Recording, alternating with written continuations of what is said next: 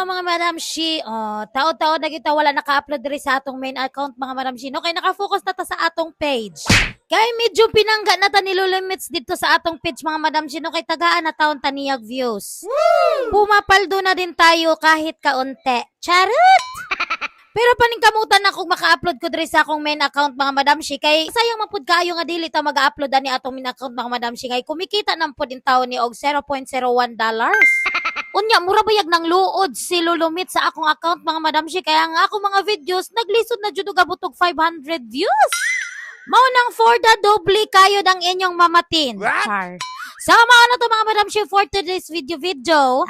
Ako ni upload rin sa akong main account ng among video kay na nagkot mi ani sa menteryo. Kay death anniversary man sa among anghel sa langit nga si Inday Elisha mga Madam Shi.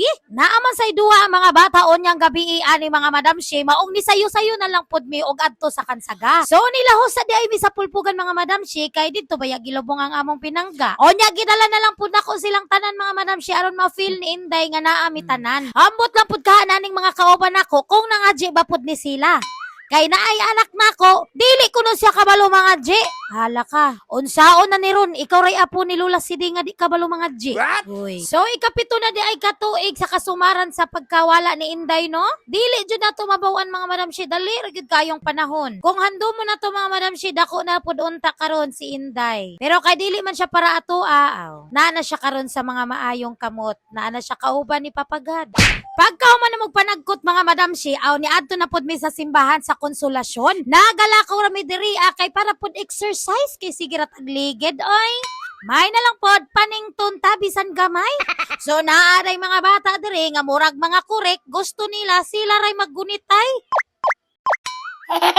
Mura judig mga kurek na mga bata cute kayo naglakaw sa dalan. Timing man sad mga Madam Shi nga naa si Mari kay padulong sad sila sa simbahan kay managkot. Maong nag-uban na lang pud mi diri og lakaw.